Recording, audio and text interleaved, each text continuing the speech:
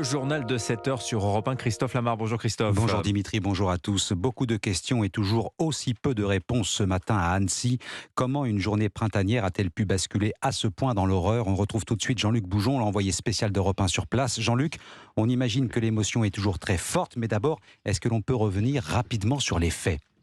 Oui, il est 9h40 hier quand l'homme escalade la petite barrière de l'aire de jeu située à 2 pas du lac d'Annecy dans un paysage de carte postale et qu'avec un couteau il se jette littéralement sur les enfants. Les témoins décrivent un agresseur déterminé écartant les adultes présents et tétanisés pour cibler les jeunes enfants, 2 dans une poussée de double et 2 autres jouant à proximité du toboggan et des balançoires.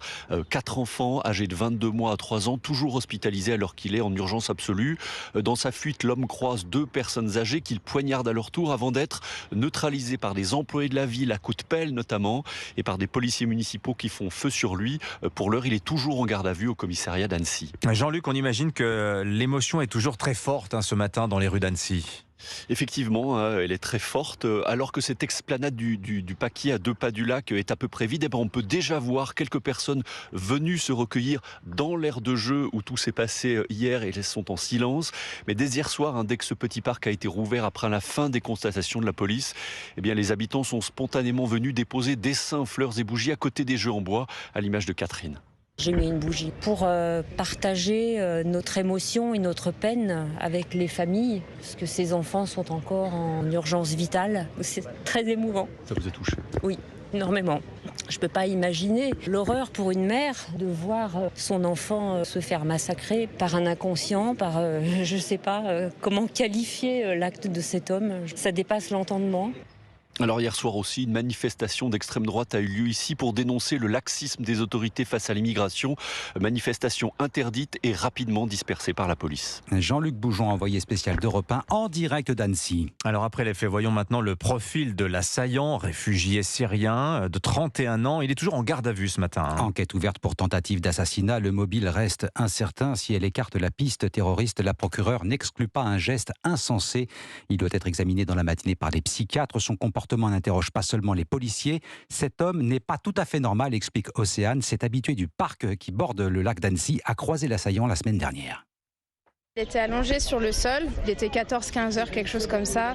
Et ma dog-sitter a envoyé la balle et elle a loupé son lancer. Et la balle a atterri à 10 cm de sa tête. Il m'a regardé bizarre, il a marmonné, il n'était pas content et le chien est passé à côté de lui. Et j'ai même eu peur qu'il soit même violent avec mon chien. La façon qu'il avait gestuelle de se comporter, je me suis dit c'est pas normal. La façon de réagir était étrange en le voyant sur la télé. Ça m'a fait tilt tout de suite. J'ai dit à mon compagnon, je dis mais oui je l'ai vu la semaine dernière. Je me souviens de cette altercation. Et c'est là où ça m'a fait tilt, la façon de se comporter gestuelle. Enfin, je l'ai reconnu, c'est lui. Océane, une habituée du parc qui borde le lac d'Annecy, témoignage recueilli par Guillaume Dominguez. Alors parmi les nombreuses questions qui n'ont pas encore trouvé de réponse, il y a celle touchant à la présence de ce réfugié syrien sur le sol français. Il avait demandé et obtenu le statut de réfugié en Suède en vertu de son union avec une femme d'origine suédoise selon les premiers témoignages. Sa présence n'avait donc rien d'illégal selon Gérald Darmanin. Le ministre de l'Intérieur s'en est expliqué hier soir aux 20h de TF1. Alors cet homme était régulièrement sur le territoire national puisqu'il était réfugié en Suède depuis 10 ans. C'est un Syrien qui, en 2013, a obtenu l'asile et une carte de résident en Suède. Puis, pour des raisons qu'on ne s'explique pas bien, en Suisse, en Italie et en France, il a fait une demande d'asile. Alors, à ma connaissance, il n'a pas été contrôlé en France depuis ces dernières semaines et derniers mois. Encore une fois, il était régulier sur le territoire national. Ce que je peux vous dire, c'est que les services de renseignement français, comme tous les services de renseignement au monde que nous avons consultés, ne connaissaient pas cet individu. Il y a une enquête, il y a un passage psychiatrique auprès du commissariat décidé par la procureure de la République. Les médecins nous donneront leur pronostic. Ça fait 3 ans que je suis ministre de l'Intérieur, monsieur Boulot. J'ai vu beaucoup de choses très difficiles. Je pense que c'est la pire journée pour les Français, parce que s'en prendre à des enfants de 2 ans, donner des coups de couteau à des enfants de 2 ans, c'est innommable. Le ministre de l'Intérieur, Gérald Darmanin, invité du 20h de TF1 hier soir. Autre réaction au sein de la majorité, celle d'Elisabeth Borne. La première ministre dénonce un acte inqualifiable, une lâcheté absolue pour le président Emmanuel Macron. Et alors que se profile le débat sur le projet de loi immigration, cette attaque a fait réagir vivement l'opposition, notamment à droite. Il faut revoir le droit européen et les procédures en matière de droit d'asile. Discours largement entendu à droite. Des Républicains jusqu'au Rassemblement national, on défend des propositions assez proches, Arthur Delaborde. Oui, un consensus se dégage à droite autour de la nécessité de réformer les procédures d'asile, à l'image des Républicains qui demandent qu'elles soient instruites non plus sur le territoire national, mais dans les représentations diplomatiques à l'étranger. Une mesure qui fait partie des réponses à apporter à l'attaque d'Annecy, selon le chef des sénateurs LR, Bruno Retailleau. Il faut impérativement que les demandes de droit d'asile soient faites à l'étranger dans des consulats. Il peut y avoir des dépôts par la voie numérique. Le problème est qu'en France, dès lors qu'un demandeur d'asile met le pied sur le sol français, même quand il est débouté, il est quasiment inexpulsable. Donc il vaut beaucoup mieux prévenir que guérir. Cette proposition n'est pas nouvelle. Lors de la dernière campagne présidentielle, la candidate du Rassemblement national, Marine Le Pen, prévoyait dans son programme une modification du droit d'asile en renvoyant à la loi pour fixer les modalités des demandes et instaurer l'obligation de les déposer dans des ambassades et des consulats à l'étranger. Une idée également défendue par Éric Zemmour, qui est allé encore plus loin en se déclarant en faveur de la suspension du droit d'asile. Arthur Delaborde du service politique d'Europe 1. Alors il y a une question, en revanche, qui a été assez rapidement évacuée. La motivation terroriste du geste. Hypothèse écartée à ce stade, dit la procureure. Le parquet national antiterroriste ne s'est pas saisi pour l'instant, mais il suit de près cette affaire. Justement, Jacques Serret, comment et sur quels critères est établi ce que l'on appelle la matérialité d'une attaque terroriste? Eh bien, le critère principal, justement, c'est que les enquêteurs doivent préalablement avoir des indices sérieux de la connotation terroriste de l'acte. Dans le cas présent, c'est la police judiciaire d'Annecy qui est chargée de ce travail. Ils regardent la personnalité de l'assaillant, son parcours, ses présences éventuelles en zone de guerre, les propos qu'il aurait pu tenir sur les réseaux sociaux. A-t-il, par exemple, fait l'apologie du terrorisme sur Internet? A-t-il consulté des sites poussant au passage à l'acte, et scrupuleusement regarder également sa pratique de la religion, tout comme son environnement familial et amical? Y a-t-il dans son entourage des individus radicalisés qui ont pu être en lien avec des organisations terroristes?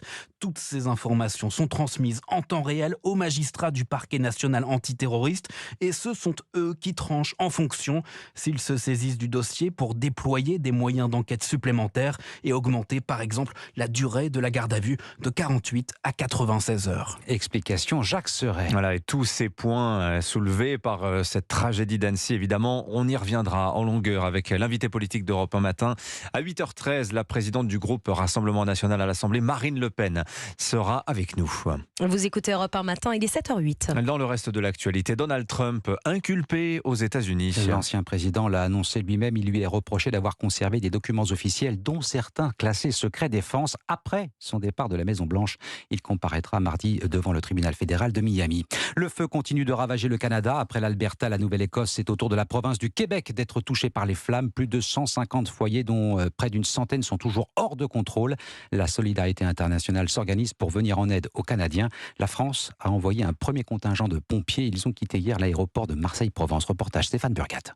Difficile de passer inaperçu, une centaine d'hommes en uniforme se présentent à l'embarquement. Un dispositif sans précédent pour un travail harassant et colossal selon l'inspecteur général Pradon, chef d'état-major de la sécurité civile. C'est des feux incontrôlables alors que la situation est annoncée encore très dangereuse et très mauvaise sur le plan de la météo sur les 10 jours qui viennent. Des pompiers volontaires dans les rangs, c'est le cas de Romain. Difficile dans son cas de gérer un départ dans l'urgence pour 3 semaines. Ça va être quand même une absence assez longue. Je suis viticulteur, donc je suis à mon compte. Heureusement, j'ai la famille qui sont là pour gérer l'exploitation. Ils ont essayé de vous retenir? Ah oui, forcément, les petits, oui. Le départ était un peu compliqué, ils ont pleuré malheureusement. Effet du hasard, un vol civil à destination de Montréal part au même moment, avec des Québécois très inquiets, à l'image de Justine Roy. Il y a un énorme smog à Montréal. Beaucoup de mes amis, de mes parents qui ont du mal à respirer. C'est vraiment horrible au Canada. J'ai peur pour mon pays un petit peu. Et on le mesure bien, cette solidarité internationale est attendue avec impatience sur place où plus de 3 millions d'hectares ont déjà été parcourus par les flammes. Marseille, Stéphane Burgat, Europe 1.